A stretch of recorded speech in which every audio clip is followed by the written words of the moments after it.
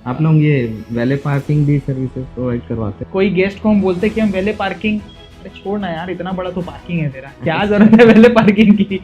हो जाता है कि यार रूम्स चेकआउट होंगे तभी तो आप चेक इन कराएंगे, वो भी क्लीन करने के बाद। क्लीन करना है 1 घंटा उसमें लगना है, 42 रूम। गेस्ट को चेकआउट रूम से निकलने भी नहीं बोल सकते कि भाई रूम से निकलो, और गेस्ट जो आके वेट कर रहे हैं आपको उनको भी आंसर देना है। मम्मी का सपना था, पापा लग गए, पापा की मेहनत और पापा का सब चीज़।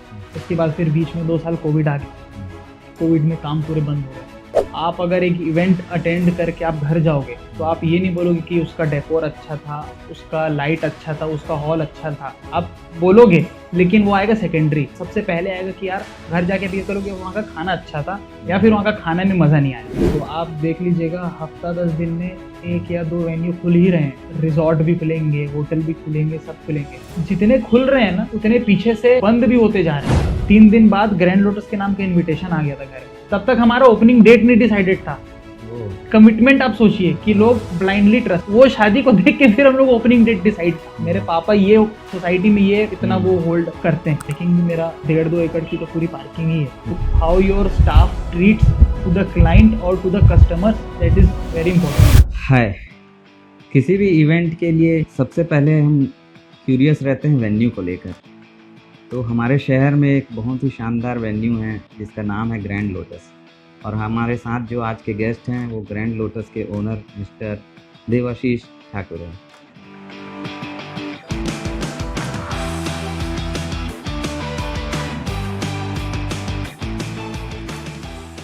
हाँ Devashish, welcome to the podcast. Thank you, thank you. सबसे पहले बताइए अपने एकेडमिक बैकग्राउंड के बारे में और ग्रैंड लोटस का विजन के बारे में बताइए कि कैसे आपने इसके बारे में सोचा और इसको एज अ बिजनेस अडैप्ट किया। सबसे पहले थैंक यू सो मच इस पॉडकास्ट में मुझे इनवाइट करने के लिए, और बहुत अच्छा आपने सेटअप करके रखा है, बहुत अच्छा। तो thank you so much for invitation. और मेरा जो एकेडमिक्स था, मैं स्कूलिंग मेरा पूरा बिलासपुर से ही रहा है, जैन इंटरनेशनल स्कूल से। मैं 12th तक वहीं पे था। महर्षि में पहले था, क्लास 1 क्लास 2 में। उसके बाद फिर मैं 10 साल जैन में था। उसके बाद फिर मैं इंजीनियरिंग करने बाहर गया, सिविल इंजीनियर हूँ। और बस मेरे साथ भी वही कहानी है कि इंजीनियर कोई भी फील्ड में जा सकता है, तो मैं इंजीनियर हूँ पर एज अ होटेलियर अभी कर रहा हूँ काम। और मास्टर्स करने में पुणे गया, कंस्ट्रक्शन मैनेजमेंट में, वहाँ से कैनिक मार से। और इंजीनियरिंग मैं KIIT भुवनेश्वर से किया। तो ये मेरा पूरा एकेडमिक हो गया। और बात रही जहाँ तक ग्रैंड लोटस की, तो ग्रैंड लोटस की शुरुआत ऐसे हुई कि 2017 में मेरे मम्मी पापा का 25th एनिवर्सरी हम उस लॉन में बनाए थे। जब वहाँ पे कुछ नहीं था, बस मम्मी पापा का 25th एनिवर्सरी हम वहीं बनाए थे। तो हमको लगा कि यार हम स्पेस को यूटिलाइज कर सकते हैं, और ये मेरी मम्मा का सपना था, मेरी मम्मी का सपना था ये कि एक ऐसी प्रॉपर्टी हो, एक ऐसा होटल, रिजॉर्ट या एनीथिंग हो जिससे मतलब कि हमको, कि वो हम बोल सके कि यार ये हमारा है। तो मेरी मम्मी का सपना था ये। और फिर मम्मी का सपना था तो फिर पापा और मैं लग गए।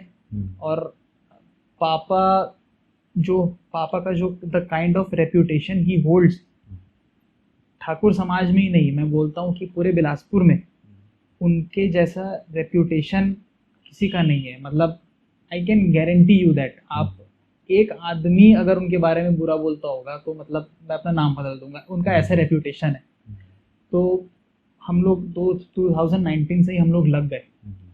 मम्मी का सपना था, पापा लग गए, पापा की मेहनत और पापा का सब चीज़। उसके बाद फिर बीच में 2 साल कोविड आ गया, कोविड में काम पूरे बंद हो गए। तो 2019, 20, 21, 22, फिर 23 में जाके ओपन हुआ। मतलब the kind of struggle, hard work और सब चीज़ जो मैं देखा हूँ, मेरा तो नहीं, मेरा तो मतलब जो मैं पापा को देखा हूँ उस दौरान, मतलब वो इतना इंस्पिरेशनल था मेरे लिए, इतना मोटिवेटिंग था मेरे लिए कि मैं मतलब मैं लिटरली मैं उस शब्द में नहीं बता सकता। इस मतलब ग्रैंड लोटस को बनाने में बहुत मेहनत और बहुत सब चीज़ें लगा।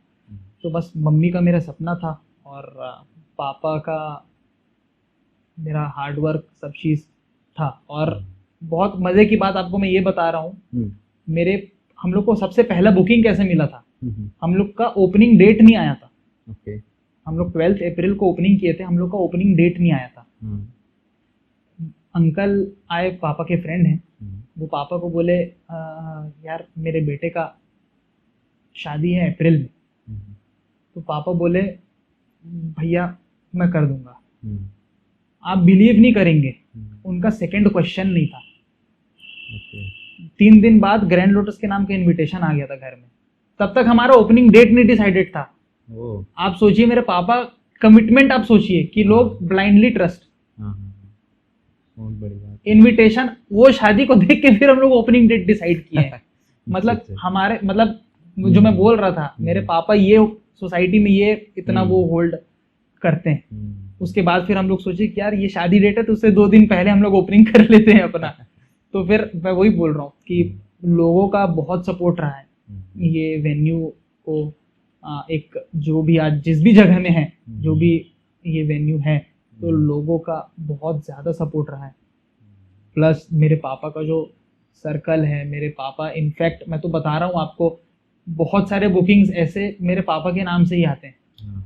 बहुत सारे बुकिंग, मतलब ये बाबा का होटल है, मतलब मेरे पापा का नाम दीपेंद्र सिंह है, उनको बाबा बोलते हैं, पूरे शहर में बाबा ही बोलते हैं। बस ये एडवांस पकड़ तू, बाकी का बाद में देखेंगे, खत्म। मोस्ट ऑफ द बुकिंग्स ऐसे ही आते हैं। तो कोई सपोर्ट रहा है। विजन बहुत 2019 से चालू कर दिए थे हम लोग। उसके बाद फिर धीरे धीरे टीम मिली। उसके बाद फिर रवि भैया मिले, रवि भैया हमसे जुड़े, साथ काम करते हैं पूरा, बहुत ही ज़्यादा अच्छा वो संभाल रहे हैं। उसके बाद फिर स्टाफ मिलने चालू हुए, शेफ़ मिलने चालू हुए, मतलब भी प्रॉपर सेटअप, प्रॉपर टीम है और वी आर डूइंग गुड। मेरा पहला ये सवाल था, जैसे क्लाइंट का पहला जो आपसे कम्युनिकेशन होता है तो बेसिकली इंक्वायरी जब आती है, हाँ जी, क्लाइंट किस टाइप से इंक्वायरी करते हैं आपको? जी, मेजर जो मैं 1 साल 1.25 साल में जो मैं देखा हूँ, मेजर जो देखता है क्लाइंट, वो देखता है सबसे पहला लोकेशन, आपका पार्किंग, आपके रूम्स, आपकी पूरी प्रॉपर्टी। तो आई थिंक ये सब चीज़, मतलब जब क्लाइंट आता है मेरे पास तो वो सबसे पहले यही पूछता है कि आपके पास रूम्स कितने हैं, आप क्या क्या सर्विस प्रोवाइड करते हैं। जब इनिशियल डेज में, अभी तो सबको धीरे धीरे ऑलमोस्ट सभी लोगों को पता है कैसा क्या है सर्विस और सब चीज़ें, पर इनिशियल डेज में और इवन अभी भी क्लाइंट आता है तो वो पूरा जैसे पूरा क्वेश्चनर प्रिपेयर करके आते हैं कि मेरे को ये क्वेश्चंस इनसे पूछने हैं, ये चीज़ें मेरे को पूरा क्लियर करती है। तो उनके में सब हर तरह का डाउट होता है। सबसे इम्पोर्टेंट फूडिंग को लेके होता है, फिर रूम्स, और फिर जो भी सर्विसेज हम देते हैं तो वो बैठ के प्रॉपर 1-1.5 घंटा, कभी वो 2 घंटा, वो फिर वो मीटिंग, वो पूरा चलते रहता है सब चीज़ को लेके। एक क्वेश्चन आता है हर किसी को, इवेंट तो करना है हमको, चलो ये वेन्यू करेंगे, तो सबसे पहले बड़ा क्वेश्चन आता है उनको बजट को लेकर। हाँ जी। तो वो छोटे इवेंट हो या बड़े इवेंट हो, तो वो बजट का चैलेंज को कैसे करते हो आप डील? नहीं, बजट का चैलेंज बहुत आता है। हर का एक अपना एक बजट कॉन्स्टेंट होता है। किसी का, मतलब हर एक क्लाइंट का अलग अलग अपना बजट होता है। और आज इतने सारे होटल, इतने सारे रिजॉर्ट खुल गए हैं कि वो क्लाइंट सीधा आता है कि मेरे को इतने रेट में दे रहा है, आप मेरे को इतने रेट में क्यों दे रहे हो। तो ये क्वेश्चन आता ही आता है। तो इसका सॉल्यूशन हमारे पास ये है कि हर एक वेन्यू, हर एक होटल, रिजॉर्ट अपने यूनिक है, अपने में एक यूनिक है।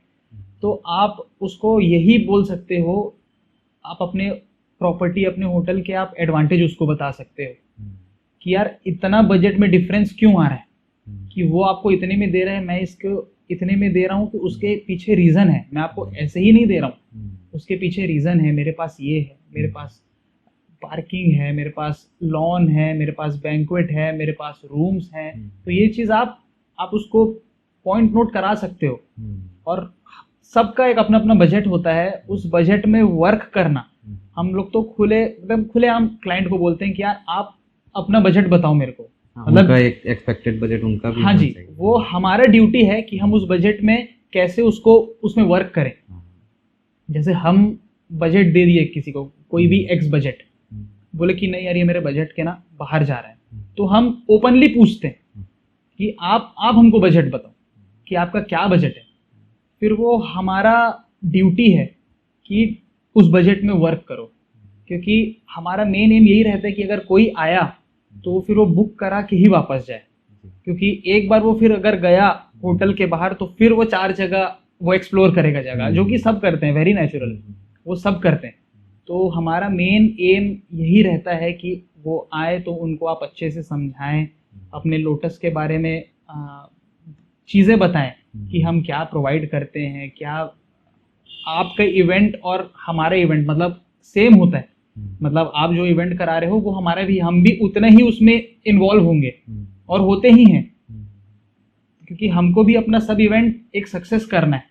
क्योंकि ये बिजनेस आप चाहे जो भी ऐड कर लो, आप इंस्टाग्राम चले जाओ, फेसबुक ऐड, जो ऐड आपका माउथ पब्लिसिटी से होता है ना, वो किसी में भी वो ऐड नहीं होता है, पर both positive and negative both, positive भी उतना ही अच्छा होता है और नेगेटिव तो और उतना ही नेगेटिव जाता है।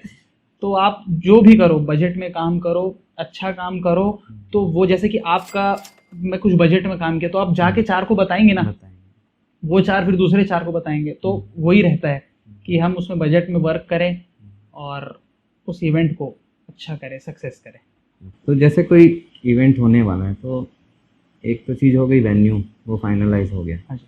तो उनका कंसर्न ये भी रहता है कई बार क्लाइंट का, तो आपके यहाँ जैसे कुछ वेंडर्स इन हाउस होते होंगे आपके जिनके साथ टाई अप होंगे। हाँ। कभी क्लाइंट लेकर आते होंगे अपने वेंडर्स उनके इवेंट के लिए प्रॉपर। हाँ जी, हाँ जी।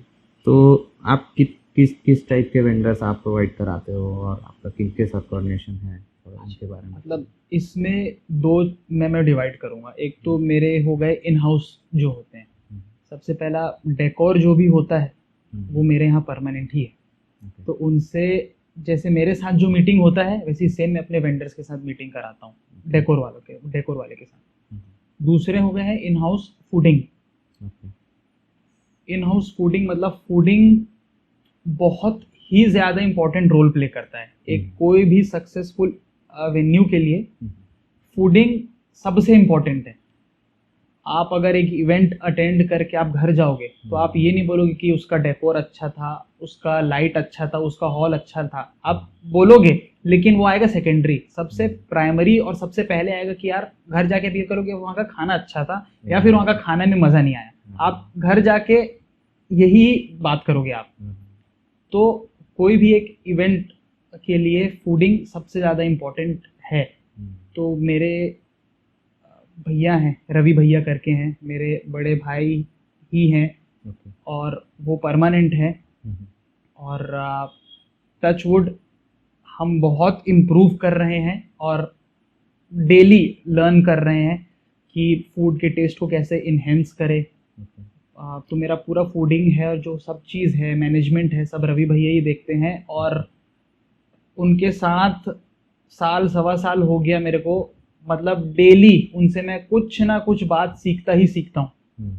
उनको बहुत एक्सपीरियंस भी है काम का, रेस्टोरेंट का, इस लाइन में अब आ गए हैं। तो बहुत अच्छा हम लोग का कोऑर्डिनेशन भी बहुत अच्छा है। और तो वही है, जब हम लोग मीटिंग भी करते हैं क्लाइंट के साथ तो हम दोनों ही बैठ के करते हैं, क्योंकि क्लाइंट का सबसे मेजर कंसर्न रहता है फूड और उसमें आप क्या क्या देंगे, क्या कैसा रहेगा। उसके बाद फिर आते हैं मेरे इन हाउस डेकोर, फिर हम बैठते हैं डेकोर के साथ। तो आप क्लाइंट के साथ वेंडर्स को अपॉइंट करते हैं पूरा, जो ये इन हाउस है मेरे। हाँ। उसके बाद फिर बात हुआ दूसरे पॉइंट की, जो बाहर इवेंट आते हैं, इवेंट वाले मतलब आपके साउंड वाले हो गए, डीजे हो गया, ब्राइड ग्रूम का जो एंट्री हो गया, ये आ गया आपका इवेंट पोर्शन। तो इवेंट पोर्शन अगर हमसे क्लाइंट पूछता है कि हमको कोई आइडिया नहीं है, आप इवेंट वाले से हमको टच कराओ, तो मैं उनको 4-5 नंबर अपने एंड से मैं दे देता हूँ। बोला आप सबसे बात करिए, मेरे पास जितने नंबर रहते हैं मैं सब दे देता हूँ। आप सबसे बात करिए, सबसे कोटेशन लीजिए, उसके बाद फिर आपको जो अच्छा लगा वो यहाँ पे लाइए। क्योंकि फोटोग्राफर्स भी रहते होंगे, फोटोग्राफर्स भी रहते हैं, आपसे मैं आपका भी नंबर दे दूंगा।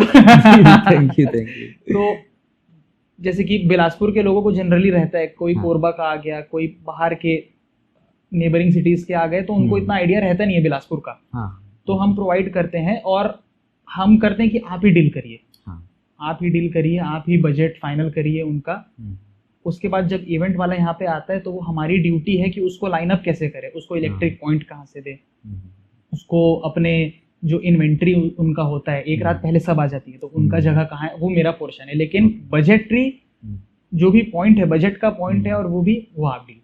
कितने बजे आना है, कितने बजे उनको जाना है, क्या फंक्शन, कैसा फंक्शन, सब आप डील करिए। ये 2 पोर्शन है। मतलब उनके वेंडर से रिलेटेड जो भी डिटेल्स हैं या फिर कस्टमाइजेशन है आप उनसे ही डील कर लो। हाँ, जो मेरे इन हाउस हैं वो हम बैठ के ही करते हैं। हाँ। चाहे वो डेकोर का कस्टमाइजेशन हो, चाहे जो भी हो, वो हम फिर बैठ के करते हैं। और अगर जो बाहर इवेंट वाले हो गए, हम बोलते हैं कि आप एक कर लीजिए। अगर इन एनी केस अगर कोई ऐसा दिक्कत आ रहा है तो अगर मैं नंबर दिया हूँ तो वो मेरा ड्यूटी है कि मैं बोलूँ उनको, फिर वो कोऑर्डिनेट करो, तो हो जाए।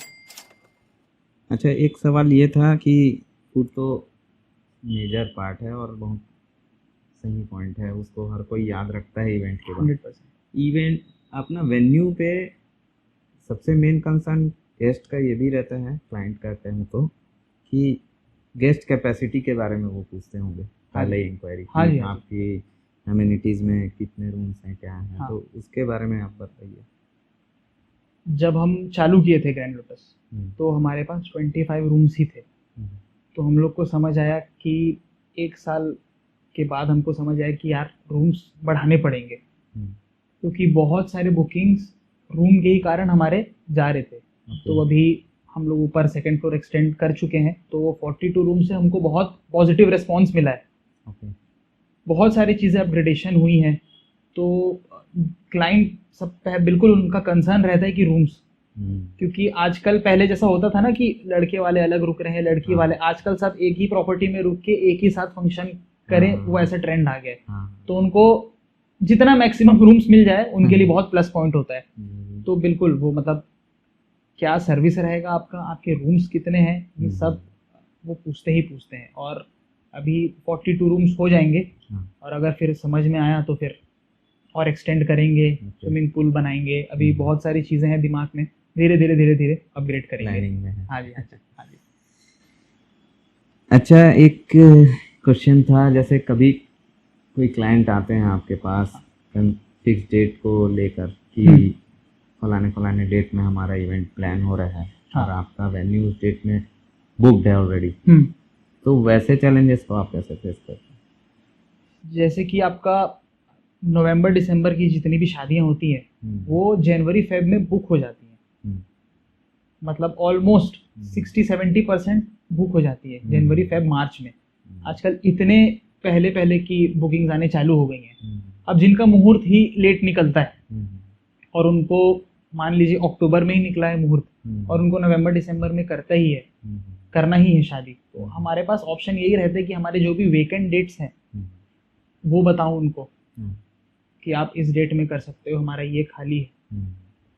नहीं होगा तो फिर दिसंबर में करो, और अगर नहीं होगा तो फिर उसको फिर जनवरी फेब में, क्योंकि हमारे पास भी कोई ऑप्शंस नहीं होते। क्योंकि बहुत पहले बुकिंग्स होना चालू हो जाते हैं शादियां की, तो इसीलिए हमारे पास कोई ऑप्शन रहता नहीं। हम उनको मतलब we try to convince them, उनको बोलते हैं कि आप ये कर सकते हैं, आप डेट शिफ्ट कर सकते हैं। एक बार मुहूर्त जो भी एक डेट का नहीं, आप 4-5 डेट के मुहूर्त निकालें, उसके बाद फिर क्या पता वो डेट खाली निकल जाए तो उसमें अपन फिर एडजस्ट करके फिर शिफ्ट करते हैं। तो ये कोशिश रहता है कि एक भी अगर हमारे डेट्स ब्लॉक भी हैं, अगर 4-5 डेट भी खाली हैं उस मंथ, तो हम ये ट्राई करते हैं कि कुछ ना कुछ करके उस डेट में वो हो जाए, ताकि हमारा भी बुकिंग आ जाए और कस्टमर अगर वो चाह रहा है कि होटल में शादियां हो या इवेंट हो या कुछ भी हो तो वो भी हमारा टिक मार्क हो जाए। मतलब डेट्स को लेकर कई बार क्लाइंट अपना फंक्शन भी पोस्टपोन कर देते हैं। हाँ, पोस्टपोन कर देते हैं। हाँ, लेकिन वही है, मुहूर्त होना चाहिए उसमें। जैसे कि 11-12 फॉर एग्जांपल 11-12 नवंबर में एक को शादी करना है, मेरा ऑलरेडी बुक्ड है, तो जो भी आगे के डेट्स होंगे या दिसंबर के डेट्स होंगे हम उनको ट्राई करेंगे कि आप आगे शिफ्ट कर लीजिए, क्योंकि वो दिक्कत मेरे प्रॉपर्टी में नहीं, फिर वो सभी उनको बुक मिलेगा। ये तो है, ये है, क्योंकि सभी में आजकल पहले से बुकिंग होना चालू हो जाती हैं, और तो कोशिश करते हैं, बाकी फिर क्लाइंट के ऊपर रहता है वो सब चीज़ कि वो शिफ्ट करता है कि दूसरी जगह करता है कि क्या करता है। अच्छा, जैसे कस्टमाइजेशन को लेकर बात करूं तो कई बार क्लाइंट कुछ पर्सनलाइज थीम लेकर आते हैं विजन में कि हमारा इस टाइप से फंक्शंस होंगे, इस टाइप का डेकोर चाहिए या ऐसा है, तो उसको आप क्या उनको सजेशन देते हैं? आजकल भैया मतलब ऐसा हो गया है ना कि इंस्टाग्राम, पिंटरेस्ट और गूगल तो है ही जिंदाबाद, ये सब फोटोज लेके आ जाते हैं कि हमको फूड प्रेजेंटेशन ऐसे चाहिए, हमको डेकोर ऐसा चाहिए। तो आजकल उसी का ही पूरा फोन का ही पूरा ज़माना है। और मूवीज़ हो गए, इतने सारे आइडियाज़ तो मूवीज़ ही दे देता है अपने आप में। ये डेकोर होना चाहिए, ये फूडिंग होना चाहिए, ऐसा प्रेजेंटेशन होना चाहिए, डेकोर में स्टॉल्स ऐसे होने चाहिए, मेरा मेन स्टेज ऐसा दिखना चाहिए। तो उसमें मैं वही बोला ना कि हम सबसे पहले साइट में बुलाते हैं कि आप एक बार विजिट करो, आप विजिट करके देखो कि वेन्यू में क्या क्या चीज़ें पॉसिबल हैं। उसके बाद फिर हम उनको फिर बताते हैं कि ये आपके जगह में ये आएगा, उसमें ये डिज़ाइन होगा। आप जो डिज़ाइन दिखा रहे हैं, कभी कभी होता है कि जो क्लाइंट जो डिज़ाइन लेके आया है हम उससे अच्छे दिखा देते हैं। कभी कभी फूडिंग में भी ये होता है कि भाई मेरे को ये फूडिंग चाहिए, तो हम ही उनको सजेस्ट करते हैं कि आप ये मत लीजिए, आप इसकी जगह ये रिप्लेस करिए। लोग ये खाते हैं, मतलब ऐसा नहीं होना चाहिए ना कि दिखाने के लिए रख दिया और उसको कोई खाया भी नहीं। तो हम ट्राई ये करते हैं फूडिंग में भी कि जो लोगों को पसंद है, जो जितने भी आ रहे, चाहे वो 20 लोग हो चाहे वो 200 लोग हो, हम सामान ऐसा रखें, बिल्कुल नया रखते हैं, पर उसको वो यूटिलाइजेशन उसका उतना ही हो फूडिंग का। और डेकोर में भी मेरा मनीष भैया करते हैं, पंजाब टेंट। मनीष भैया मेरा परमानेंट है, तो उसमें भी हम उनको भी, मनीष भैया भी और हम लोग सब साइट ही बुलाते हैं कि यहाँ आपका ये रहेगा, यहाँ स्टॉल्स रहेगा, यहाँ पे मंडप रहेगा। उसमें क्या आइडिया, क्या इनोवेशन, क्या कलर, क्या थीम, वो सब मतलब साइट में रहना बहुत इंपॉर्टेंट है। मतलब कई लोग फोन में बात करते हैं और फिर साइट आके जब बात करते हैं ना तो बहुत मेजर डिफरेंस होता है। और फिर वो बोलते हैं भी अच्छा हुआ यार मैं आके देख लिया, फोन से कुछ समझ नहीं आ रहा था।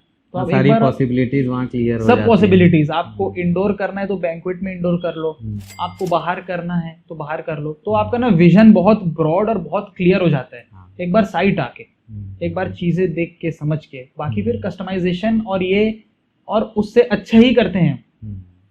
और अगर नहीं है तो फिर we try to replicate that. जो भी डिजाइन हम दिखाते हैं कस्टमर सेटिस्फेक्शन के लिए हम उसको करते हैं।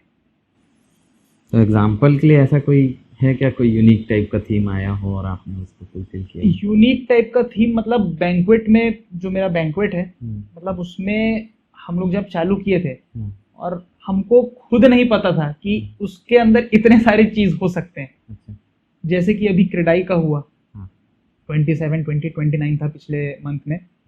मतलब हॉल को, मतलब लोग जो आ चुके थे हॉल और जो उस इवेंट पे आए वो बोले कि हॉल पहचान में नहीं आ रहा है।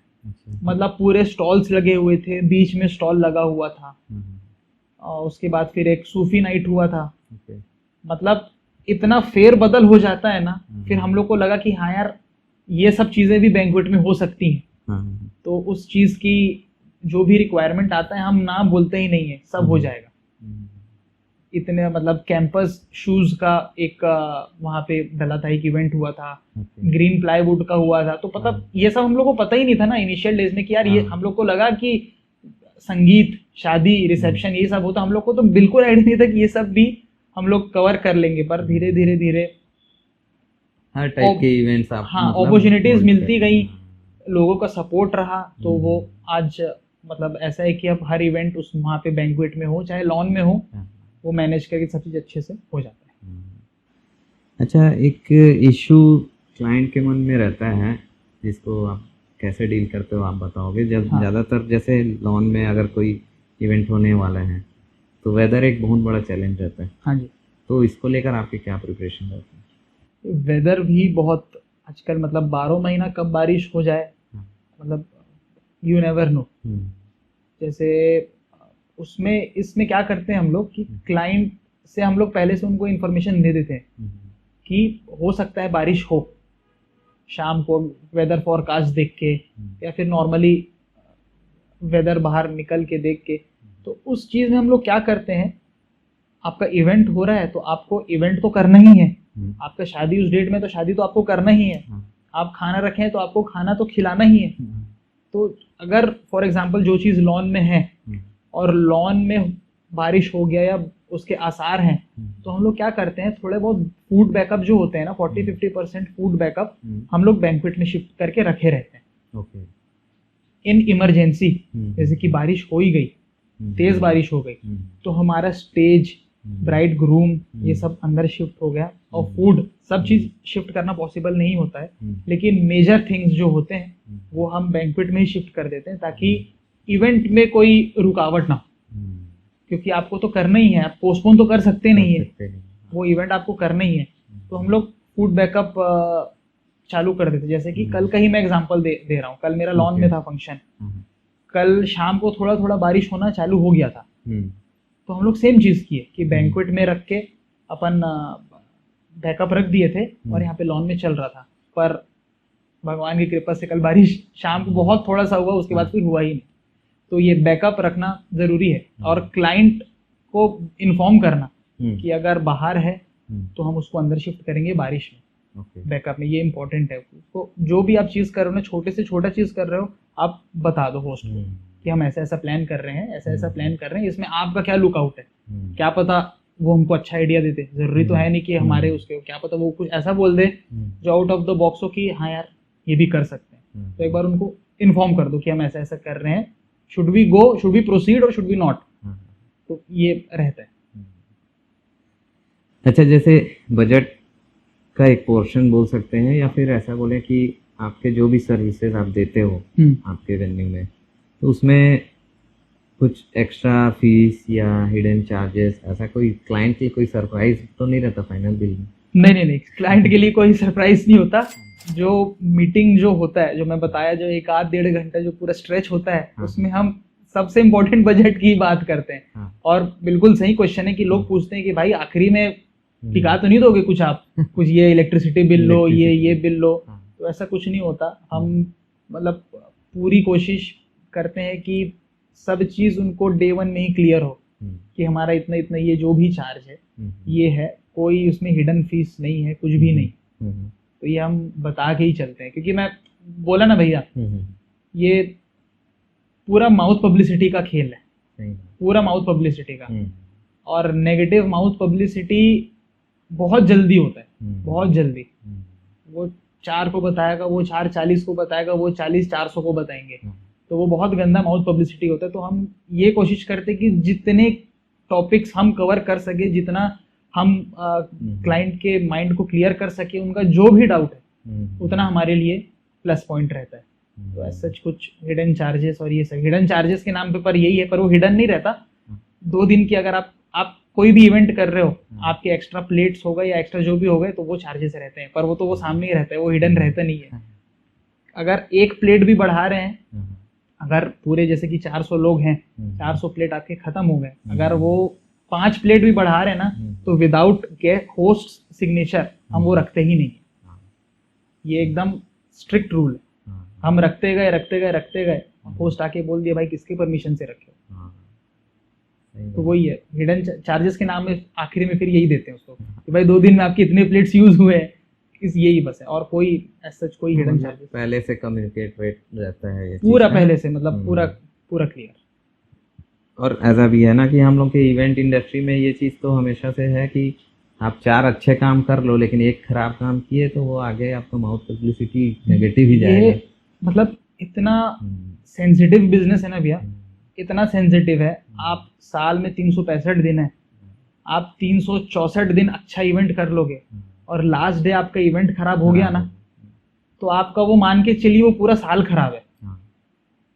मतलब जितने अच्छे कामों की नो डाउट होती है पब्लिसिटी, लेकिन नेगेटिव पब्लिसिटी और बहुत होती है।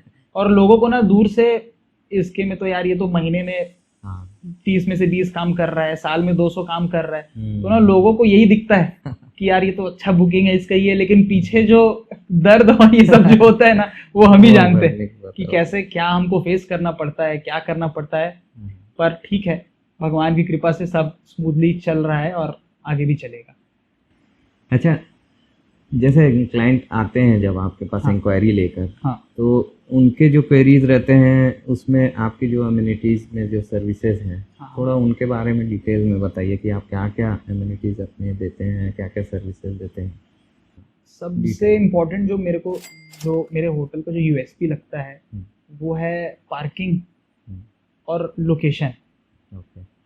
मतलब 10 में से 10 आदमी यही बोल के गया है लोकेशन और पार्किंग मतलब बहुत कन्वीनियंट है।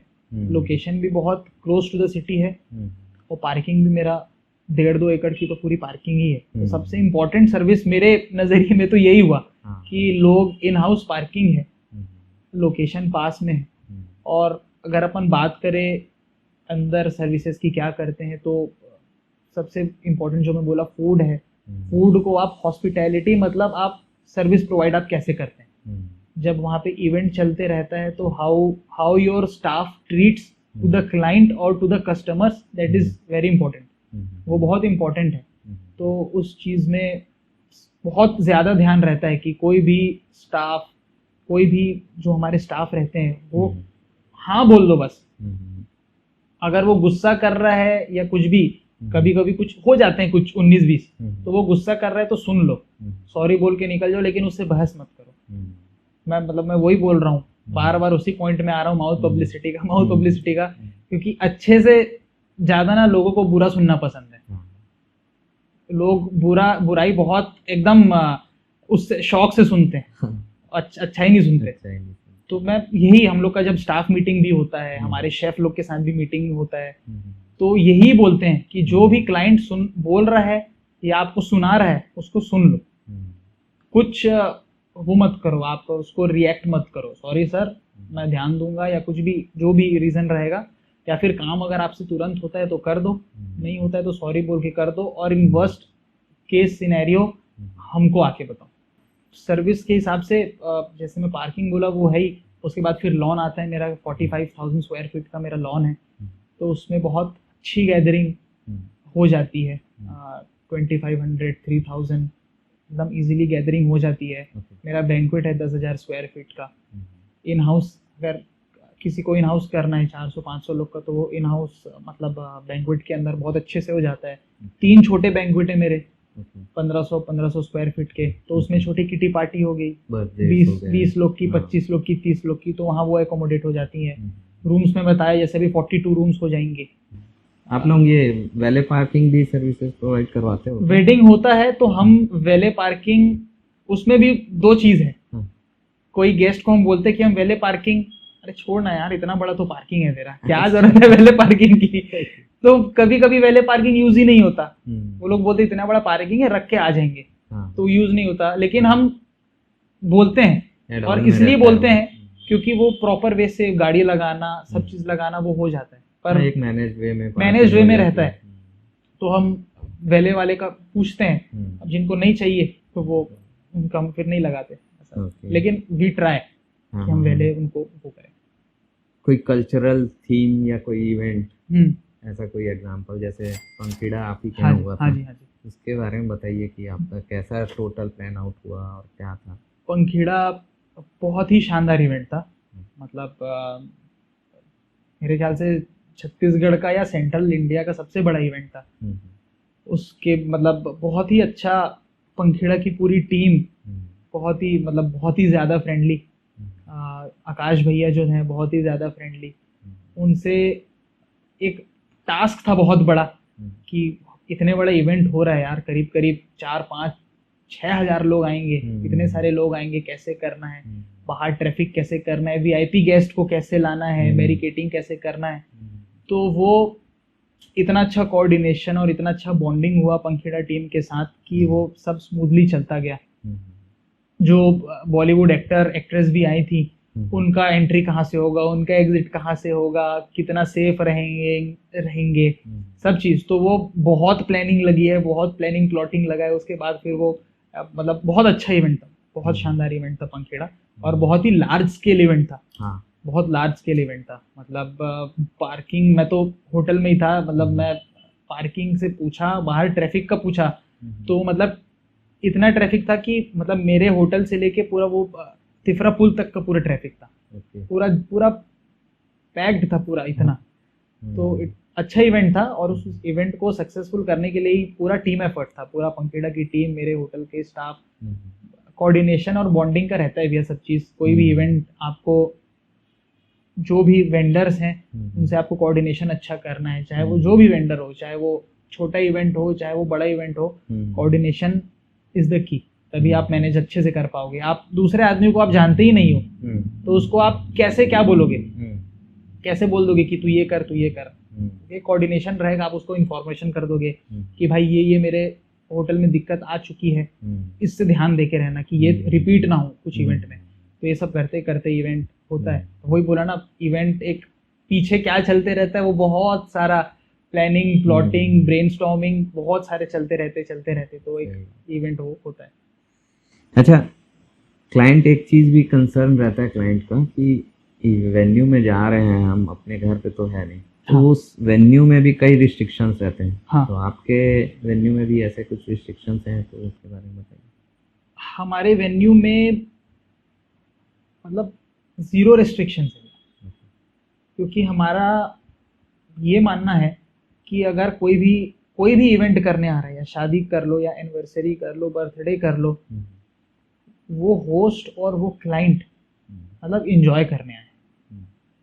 वो शादी यार जिंदगी में एक बार ही होता है, बर्थडे साल में एक बार ही आता है, एनिवर्सरी साल में एक बार ही आता है। तो हम ट्राई करते हैं कि रेस्ट्रिक्शंस लगाए ही ना, किसी भी चीज़ का रेस्ट्रिक्शंस हम तब लगाते हैं जब चीज़ें एकदम एक्सट्रीम, जैसे कि फॉर एग्जांपल हॉल में अपना इवेंट चल रहा है, कोई भी इवेंट हो गया, तो वो पायरो लगाते हैं। तो कभी कभी क्या होता है, पायरो के कारण कारपेट में कुछ इफेक्ट हो जाता है। कारपेट में उसका वो जो पायरो जब जलता है तो उसके कुछ छींटे कारपेट में पड़ जाते हैं, तो जल जाता है। तो ये सब बहुत छोटे छोटे चीज़ें हैं, तो हमको ना चाहते हुए भी हमको थोड़ा मना करना पड़ता है कि, या फिर जो इवेंट वाला होता है हम उनको बता देते हैं कि भाई ऐसा ऐसा दिक्कत ना हो, तो थोड़ा देख समझ के सोच के लगाना। हम मना तो भी नहीं करते हैं, करो एंट्री जो भी अच्छे से करो। क्लाइंट वही है, मेन एम वही रहता है कि क्लाइंट सेटिस्फाइड होके जाए, और आखिरी में ये ना बोले कि यार तुम लोग ये नहीं करने दिए, तुम लोग ये नहीं करने दिए, तुम लोग ये नहीं करने दिए। तो एज सच कोई रेस्ट्रिक्शंस है नहीं। अच्छा, जैसे कोई एक इवेंट फिनिश हो गया, तो पोस्ट इवेंट जो आप क्लीन अप फैसिलिटी आपकी होगी या टीम होगी, वो आप कैसे करते हो? सेकंड इवेंट तुरंत अगर हमको नेक्स्ट डे रेडी चाहिए, तो उसके लिए क्या प्रिपरेशन रहती है आपकी? इसमें भी मैं 2 पार्ट में डिवाइड करूँगा। सबसे कभी कभी क्या होता है, सबसे पहला कि एक ही डे में कभी कभी 2 इवेंट हो जाते हैं। आपका सुबह 9 बजे से चालू होके कुछ इवेंट 4-5 बजे तक ऑफिशियली बोलते हैं, वो खत्म होते होते 5:30-6 बज जाता है। और रात वाला इवेंट आपका 7-7:30 से ही है, तो वो बहुत बड़ा टास्क होता है। जैसे कि चैलेंज हो गया मेरे ख्याल से, बहुत बड़ा चैलेंज होता है वो, बहुत बड़ा। आप मान के चलिए 5:30-6 बजे की इवेंट खत्म हो रहा है, और 6:30 या 6:45 में वो दूसरा क्लाइंट आके अगर वो हॉल को देख रहा है कि यार ये तो कुछ रेडी ही नहीं है, तो क्या इंप्रेशन पड़ता होगा। तो उसके लिए हम ये करते हैं कि जो भी हमारे जो मॉर्निंग वाले जो क्लाइंट रहते हैं ना, उनको अपन ये हम बता देते हैं कि यार हमारा रात का इवेंट है। अगर रात का इवेंट नहीं है तो आप करो, बिल्कुल कंटिन्यू करो, कोई इशू नहीं है। लेकिन अगर रात का इवेंट है तो हम उनको बता देते हैं कि ये तक आपको हॉल खाली करना ही है, क्योंकि 1 से 1.5 घंटा क्लीनिंग में लगता ही है लगता। कभी कभी कॉर्पोरेट इवेंट होता है तो हॉल में ही 1000 कुर्सियां हैं, तो उसको हटाना, उसको पीछे शिफ्ट करना, फिर उसके बाद क्लीनिंग करना, फिर फूड काउंटर लगाना, बहुत बड़ा टास्क होता है। पर वही है, टीम होनी चाहिए आपके पास, हाउसकीपिंग टीम, सब चीज़ें होती हैं, तो वो हो जाता है टाइमली। क्योंकि रात वाला क्लाइंट आके, उसका भी मतलब बिल्कुल राइट है उसका कि वो खड़ा आधे घंटे पहले आके तैयारियां देखे, तो वो भी होता है, पर वो हो जाता है। दूसरा उसमें आता है कि अगर आपका शादी है, 2 दिन की शादी है लगातार, और फिर तीसरा दिन आपका मॉर्निंग चेकआउट है, और तीसरा दिन दूसरे क्लाइंट का शादी है, तो ये बहुत बड़ा टास्क होता है कि लोगों को रूम से निकालना। सुबह अगर 8, 8:30 या 9 बजे आप चेकआउट बोले हो, तो वो थोड़ा सा उसमें मुश्किल हो जाता है कि रूम्स चेकआउट होते हैं, क्योंकि नेक्स्ट कस्टमर भी आके वेट कर रहा है ना कि उसके गेस्ट आके खड़े हुए हैं, सही बात। वो तो जाएगा ही। तो हम कोशिश यही करते हैं हम्म, कि स्टाफ को सुबह से ही भिड़ा दें, कोशिश ये करें कि तुरंत तुरंत निकले रूम से, क्लीनिंग हो तुरंत, और फिर जो भी गेस्ट वेट कर रहे हैं उनको रूम्स असाइन होते जाए। तो ये टास्क रहता है क्लीनिंग का। सेटअप का टास्क होता है कि काउंटर, जो फूड काउंटर सेटअप होते हैं, हम ये कोशिश करते हैं कि रात में ही 99% काम जो फूड काउंटर सेटअप होता है वो कंप्लीट होके जाए, ओके। ताकि सुबह आए अपने किचन से फूड को पिकअप करें और फिर वो फूड सर्व हो। तो ये क्लीनिंग और जो रूम्स चेकआउट वाला होता है ना, वो अपने आप में मतलब बड़ा टास्क होता है, पर वो हो जाता है। जैसे कोई इवेंट होता है, हाँ, उसके बाद जैसे पोस्ट इवेंट क्लीन अप को लेकर, जैसे कोई सेम डे इवेंट में 2 इवेंट होते होंगे, तो आप क्लीन अप को लेकर आपके क्या प्रिपरेशन रहते हैं? क्लीन अप भी एक मतलब क्लीनिंग भी जो है एक बहुत बड़ा टास्क होता है। जैसे कि सेम डे में अगर आपके 2 इवेंट हैं, आपका एक सुबह 10-11 बजे से चालू होता है, शाम के 5 ऑफिशियली 5 को तो फिर एक्सटेंड होता ही है वो 5:30-6 तक, और दूसरा इवेंट आपका 7:30 ही है। तो आपके पास 1-1.5 आवर ही है पूरा उसको साफ करने का। ये 1-1.5 आवर सुनने में बहुत लंबा लग रहा है, पर जब वहाँ पे क्लीनिंग चालू होते हैं तो बहुत वो ऐसा निकलता है 1-1.5 घंटा, पता नहीं चलता आपको।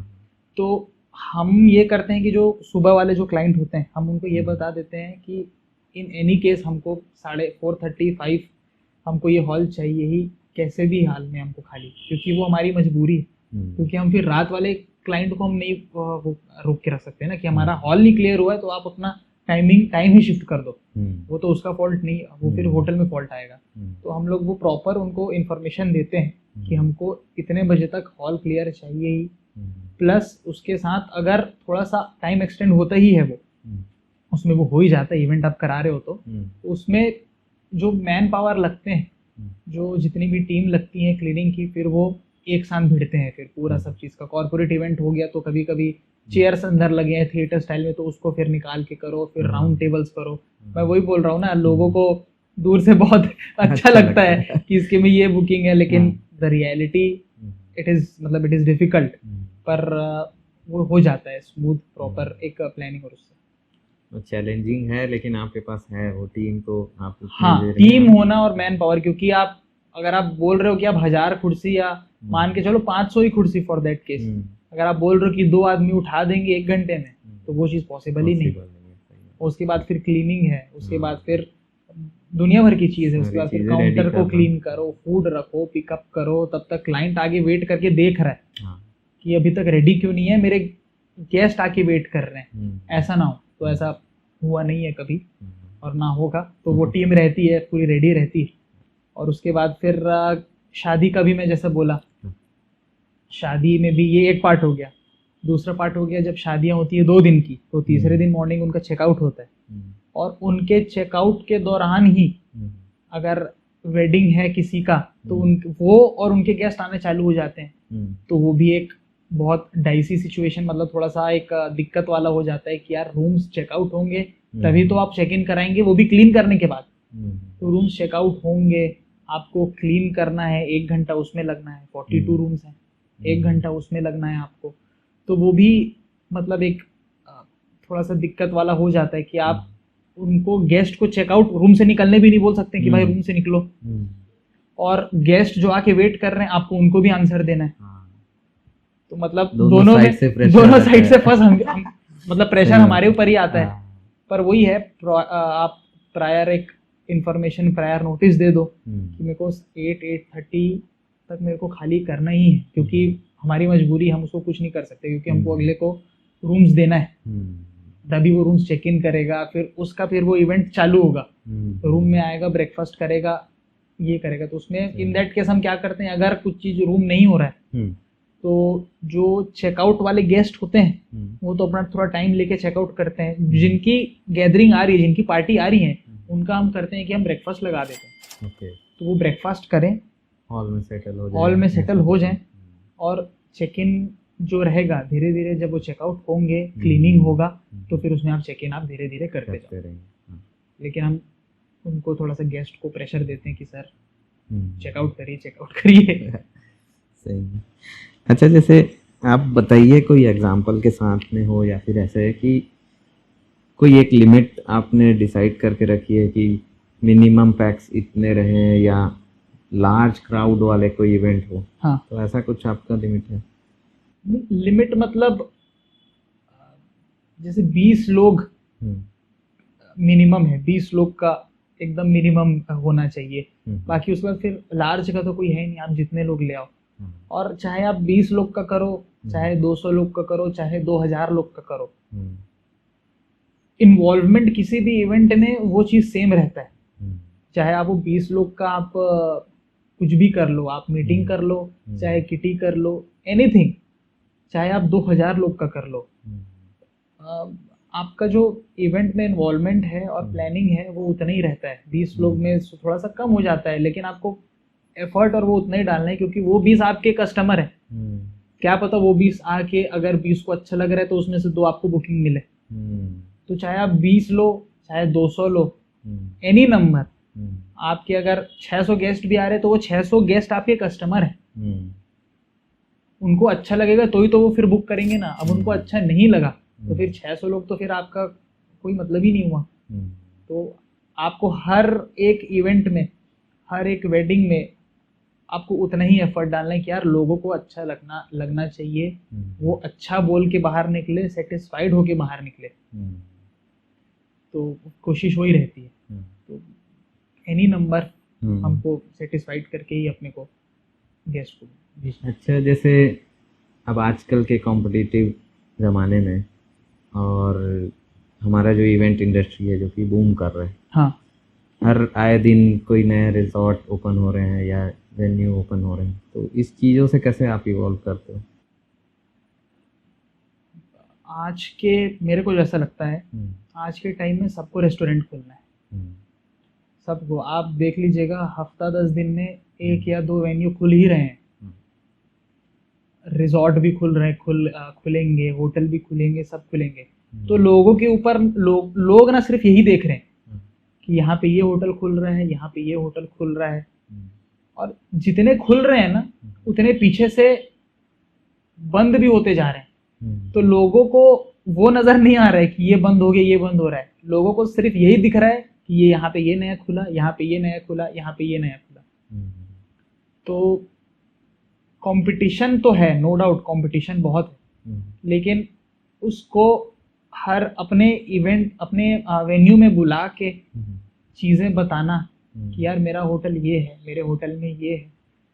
आप यही तो कर सकते हैं ना। आपका जैसे कोई और अभी दूसरा पॉडकास्ट लेना चालू कर दिया तो आप मेरे को यही, आप जिसको भी इनविटेशन भेजेंगे कि यार मैं ये करता हूँ, तो एक बार आप आओ और एक बार भले ही कुछ मत करो, लेकिन एक बार आप विजिट करके जाओ, एक बार आप समझ लो, एक बार आप कोटेशन ले लो, एक बार आप जो भी कर लो, पर एक बार आके विजिट करके कोटेशन लो, और जो भी आपके माइंड में डाउट है उसको क्लियर कर लो। क्या पता एक मीटिंग और एक साइट मीट के बाद उसका वो मतलब बदल जाए, उसका थिंकिंग बदल जाए। इसके लिए मतलब मेरे को लगता है कि कभी कोई आप क्लाइंट को विजिट कराते होंगे कि हमारे यहाँ अभी एक वेडिंग चल ही रही है, आप आके देख सकते हैं।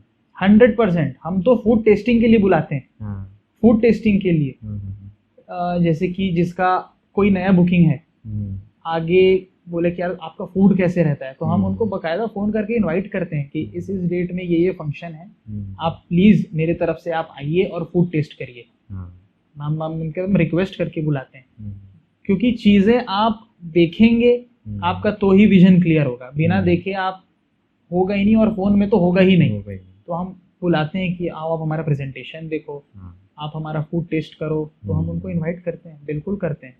और ऐसा, और ये भी बोलते हैं कि आपको सबके साथ नहीं खिलाएंगे, आपके लिए एक सेपरेट जगह है, वहाँ पे हम आपको खिलाएंगे। ऐसा नहीं कि हॉल में सब खा रहे तो आप भी वहीं पे खाओ, ऐसा नहीं। उनको सेपरेट बोलते हैं, आप आइए, फूड टेस्टिंग करिए, अच्छा है गंदा है जो भी है आप आके बताइए, कम से कम आके विजिट करके टेस्ट करिए और देख के जाइए।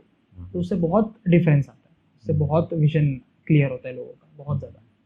देवाशीष से आपको बहुत सारी इंसाइट्स मिली होगी, तो इवेंट से रिलेटेड आपको कभी भी छोटे या बड़े फंक्शन के लिए या फिर छोटे पैक से लेकर लार्ज क्राउड के लिए कभी भी इवेंट की रिक्वायरमेंट हो तो आपको देवाशीष के कॉन्टैक्ट डिटेल्स मिल जाएंगे डिस्क्रिप्शन में। तो थैंक यू देवाशीष, आप थैंक यू के लिए आप थैंक time यू निकाले। So much, thank you so much. तो हम क्लोजर करते हैं और आपसे मिलते हैं नेक्स्ट एपिसोड में। Thank you.